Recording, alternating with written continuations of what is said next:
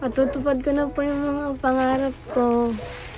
Sabi nga po nila baka daw po mahiya daw po ako.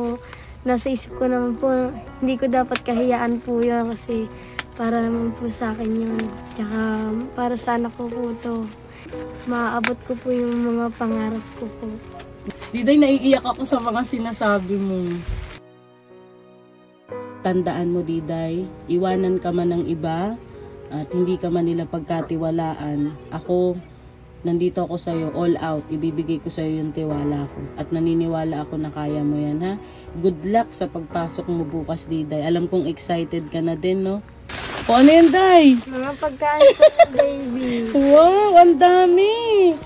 1, 2, 5, 10, 13, 14, 15, 10,500, 600, 700, 8 pesos, Diday. Okay, ready ka na, Diday? Opo. Yun na lang.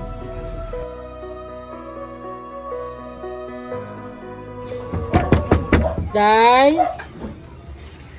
Ay! Opo. Naka-face mask. Bakit? May ubo ka? Opo. Ba't nga ano ka parang saya mo? May good night po ako sa'yo. Anong good news? Papasok na po ako bukas. Totoo? Oo, ang galing naman, Day. Papasok ka na pala bukas. May ano pala ako sa'yo. May dala ako sa'yo. Mapinapabigay sila sa'yo. Pwede po. Maraming salamat po. Oh, ang saya mo, Bing. Saya ko po talaga. Excited ka para bukas? Opo, excited na po mag-aral. Anong grade mo bukas? Grade 4 po. Wow, ang galing naman, Day. Ang linis ng bahay nyo ngayon, ah. Ang linis po eh. Ang galing, ah. Sige, pasok tayo, Day. Walang aso? Wala po. Sige, pasok muna tayo. Ang linis ng bahay nyo ngayon, ah. Naglinis po kasi kami. Ha? Naglinis po kasi kami. Sige, upo tayo. Oh, Day, anong pakiramdam mo na papasok ka na bukas? Masaya po. Matutupad ko na po yung mga pangarap ko. Sabi nga po nila baka daw po mahiya daw po ako.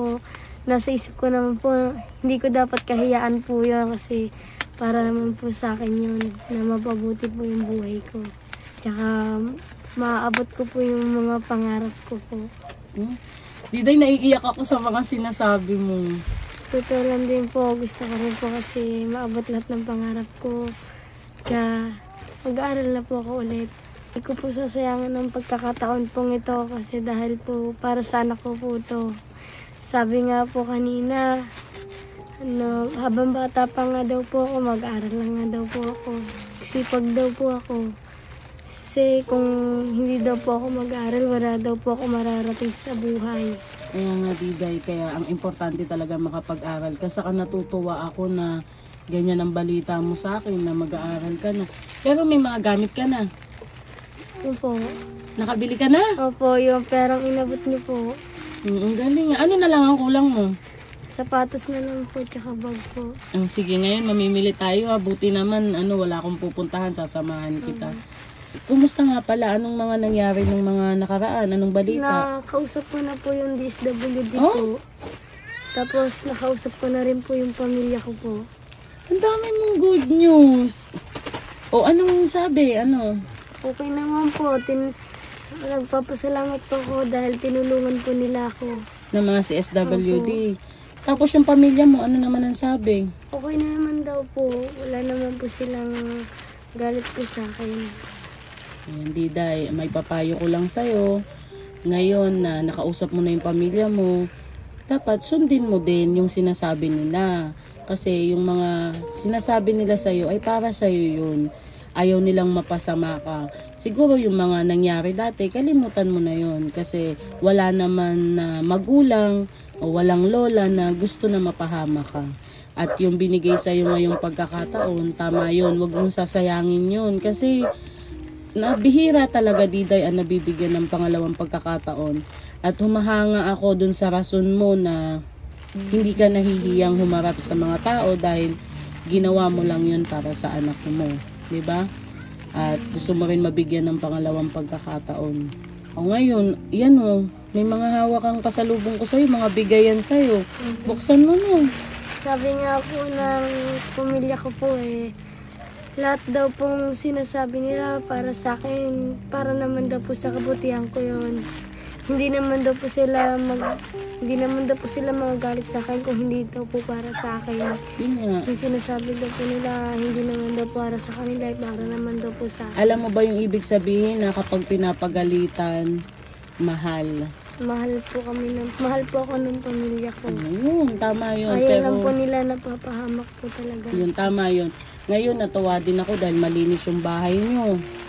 Diba? Nakakatulog ka na ba ng maayos? Opo.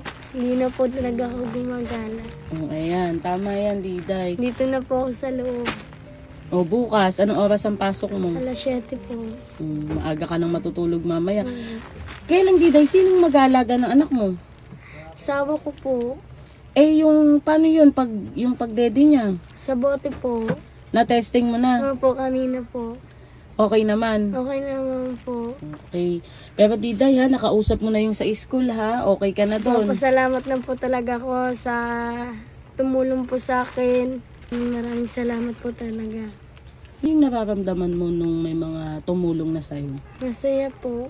Sa totoo lang po, masaya po akong binigyan po nila ako ng pagkakataon na mag-aaral po ako, makapagtapos po ako. Kahit hindi po kumpleto ang lahat, basta po makapag-aral po ako. Kung anong po sabihin ng mga ibang tao po sa akin, tatanggapin ko po kasi para naman po yun sa anak ko po at para sa akin po. Tama yun, Diday, sila ay mga concern lang sa'yo. Pero kung may iba ka man na maririnig na hindi maganda, anong gagawin mo? Nanahimik na lang po ako. Kasi alam ko naman po, tama mo po ginagawa ko. Para po sa anak ko po yung ginagawa ko po. Gusto ko po maahon ang problema ko po. Gusto ko po mabigyan po ng magandang kinabukasan po yung anak ko. Mapalaki ko siya mabuting bata po at mapaaral ko po siya. Nakaka-touch yung mga sinasabi mo, Diday, na sa murang edad mong yan, alam mo na yung mga pagkakamali mo at alam mo na rin yung mga tama at hindi, no? Kaya masaya ako at alam ko na deserve mo ng tulong, Diday, no? At sana nga, Diday, ay wag mong sayangin ang pagkakataon na to at nagtitiwala ako sa'yo at tandaan mo, Diday, iwanan ka man ng iba at hindi ka man nila pagkatiwalaan. Ako, nandito ako sa'yo, all out. Ibibigay ko sa'yo yung tiwala ko. At naniniwala ako na kaya mo yan, ha? Good luck sa pagpasok mo bukas, Diday. Alam kong excited ka na din, no? Siyempre, mamimili na tayo ng gagamitin mo bukas. Ano bang gusto mo sapatos? Yung may takong? Opo. Bakit may takong? Sige na, buksan mo na yung parcel mo. Mamaya na lang. Buksan mo na, sige tuloy. Kaya po ako. Bakit ka naman mahihiya? Para malaman mo kung ano yung bigay nila sa'yo. Maraming salamat po. Ano ba yan? Tingnan natin. Wow! Saya ni Diday, oh. Diday, hindi yan para sa'yo, ha? Sa anak mo yan. Opo. Ano yan, Day? Lagayan po ng pagkain niyo po. Ayan, tas kulay blue po, oh. So, ito po ay panlinis po ng ipin niya. Oh, ano yung isa? Yung isa naman, Ito Day. po ay parang laruan niya po. Patingin niya ako. Ano po yung parang yung ano niya. Ay, hindi. Ano yan? Tawag nito, ilalagay mo dyan yung prutas para masip-sip niya. Ayan, may Ito daddy po ay na. bote niya po. Ayan, di ba? O, yung isa naman, Day. Baka, tingnan natin.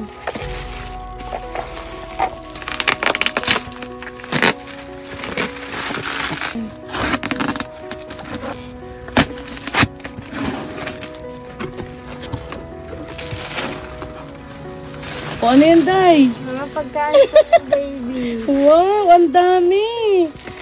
Oh. Sobrang dami, Diday.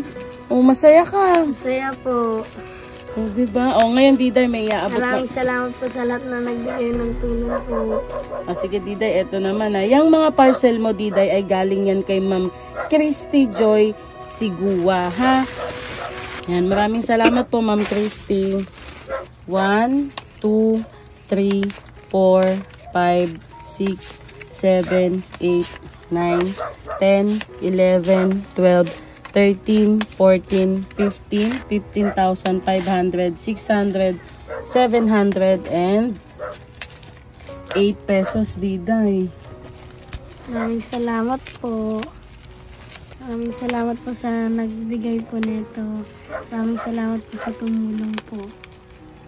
O yan, Diday. 15,708 yan. O anong masasabi mo? Sobrang saya po at maraming salamat po. Hindi ko akilain na makakatanggap po akong ganitong malaking pera po.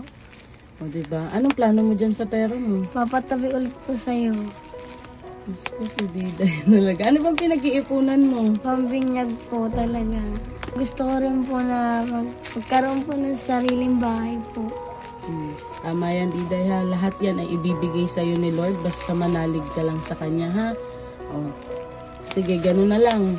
Alis na muna tayo. Bili tayo ng sapatos mo. At saka, ano pa? Ano lang po maisip ko po mamaya. Sige, ganun na lang, ha. Ayan, Diday, babanggitin ko lang yung mga pangalan na nagpaabot sa'yo ng tulong, ha. 1,514 Dan Maril from General Trias, Cavite. 3,000 June Cruz. 1,000 KMB. 1,000 Michelle Sudsudan from Valenzuela. 1,194 Bridge Maceda. 5,000 Lovelyn Matias Woodrup. 2,000 Miss Maricon OFW from Hong Kong. 1,000 Ivy Tierra. Lahat-lahat yan ay 15,708. Maraming salamat po sa mga nagpaabot po ng tulong kay Diday at sa mga sumusuporta po at naniniwala sa pangalawang pagkakataon na binigay natin kay Diday. Samahan niyo po kami na bumili ng gamit ni Diday para bukas sa pagpasok niya sa school. Okay, ready ka na, Diday? Opo. Ang saya ko po talaga.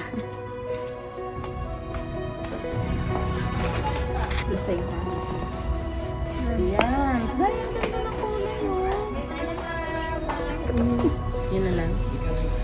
Ito na lang daw po, miss. Excuse me.